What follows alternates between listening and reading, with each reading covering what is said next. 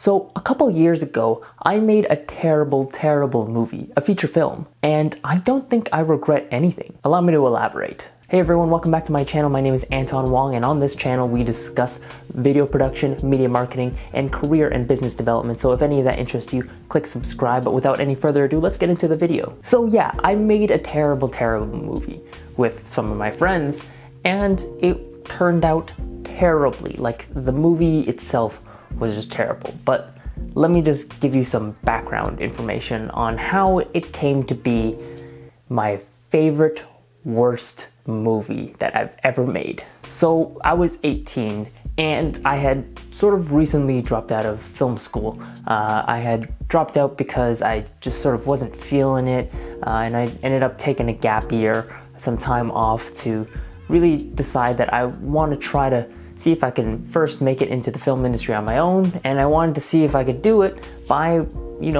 getting some jobs here and there as a technician, as a production assistant, and maybe even start making my own film. So in my last year of high school, I had started reading a whole bunch of books on film production and film industry. And it was during this time when I was reading up on all these stories of how people would make $7,000 films, $300 films, $27,000 films. El Mariachi shot for $7,000. And the people who made these films were, well, they were well-known people. Robert Rodriguez made El Mariachi, Kevin Smith made Clerks. All these were under $100,000. And I thought, hey, if I can make a movie for like $500 with the cameras and equipment and some friends in my house, I could do that. And the thing that these films all had in common is that they made use of what they had. So if it was location, like convenience store, like Clerks, they would use that. What I had was, I had my home that I could ask people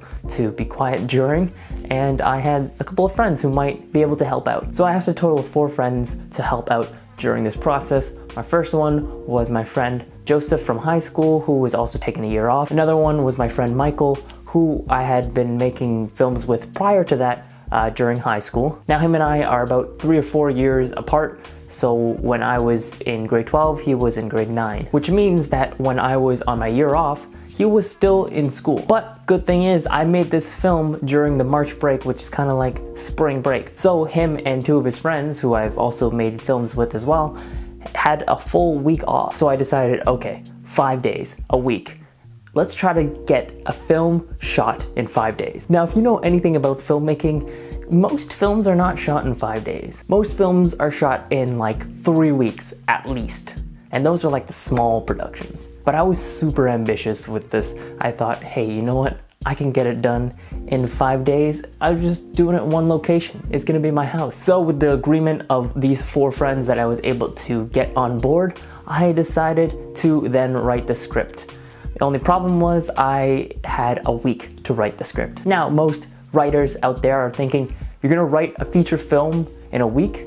How are you gonna do that? Terribly is how. So yeah, I had this idea for a movie about a filmmaking competition group. Michael and I had actually participated in a filmmaking competition where we had basically 24 hours with a group of people to make a short film about something. And I decided to make the feature film based around that idea of that group, with the main conflict being that the protagonist, played by myself, will be very egotistical and kind of controlling. Yeah, that's definitely a little bit of foreshadowing for you guys there. Anyway, with a couple days left, I decided to write an entire like 50 to 60 page script. Now at this point, if you're a writer, you probably know that 1 page of a screenplay or a script usually translates roughly to about 1 minute of screen time. And that's kind of what it worked out to be, because in the end, the movie that we shot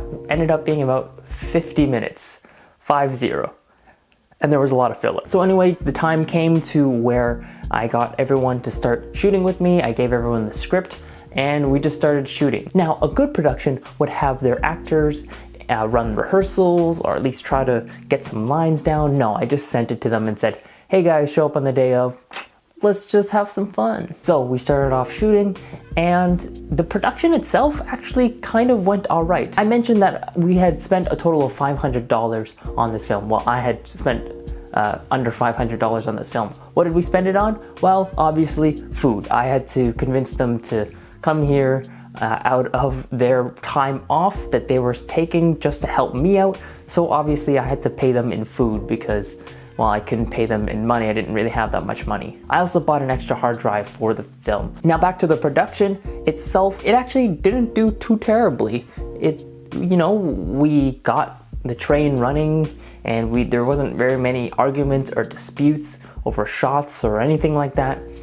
But what I did remember is that these people are not professional actors. They did pretty much what they should have done, which is try their best. And you know what? I couldn't really expect more because these are people who are taking their time off to help me out.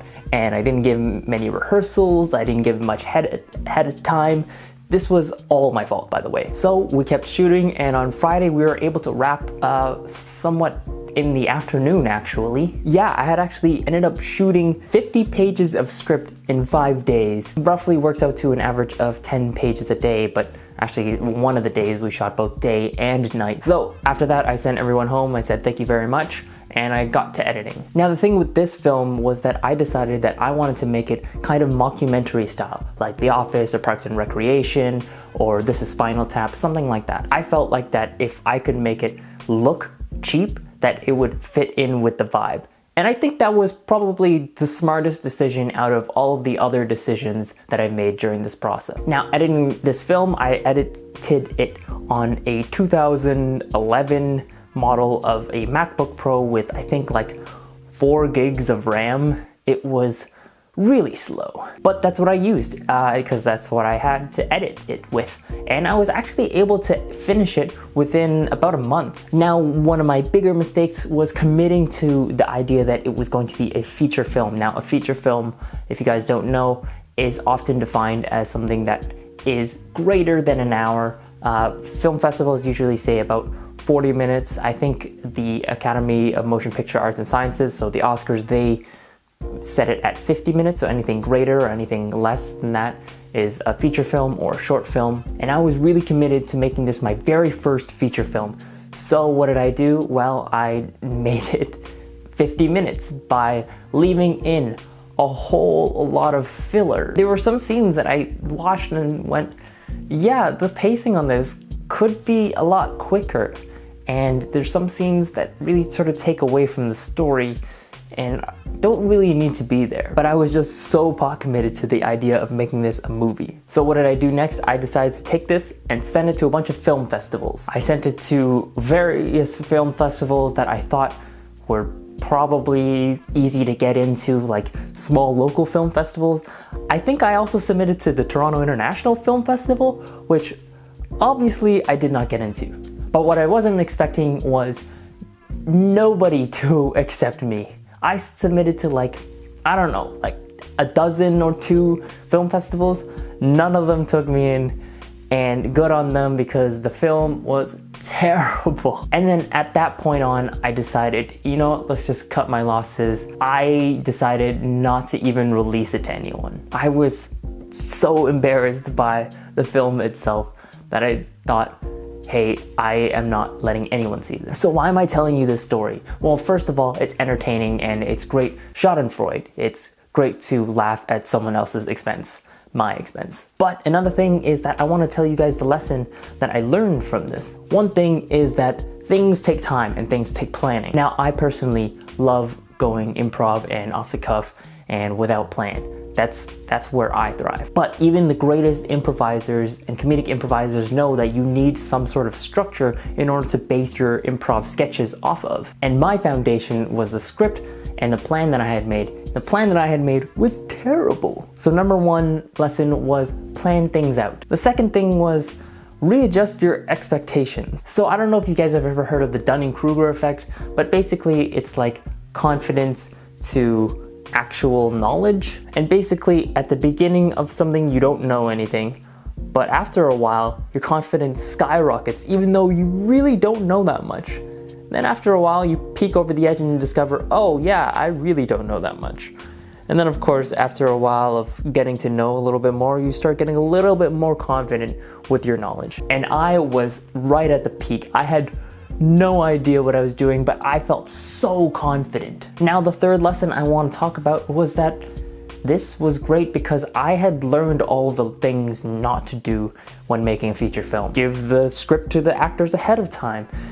Hire slightly more professional actors. Not that I didn't appreciate those people who helped me out, because I did. Don't just make a film off of your first draft of your film. All of these lessons and more I learned from the process of making my very first feature film. Now, this is a lesson I don't take for granted, and yeah, I guess this is my very first feature film failure, and I think I'm very glad that I did it and I went through the process, because I wouldn't have learned all these things that I've mentioned. But yeah, that's my story of how I made a terrible feature film. If you guys like stories like that, then you can click over there to hear another story of how I got through my filmmaking career and how I got to the point of where I am making videos for a living. Make sure you hit subscribe so you can get notified of my next video. Also, let me know down in the comments below if there's any specific videos that you'd like me to make or anything you want to comment. But with that out of the way, I would like to thank you so much for watching, and I'll see you guys in the next video.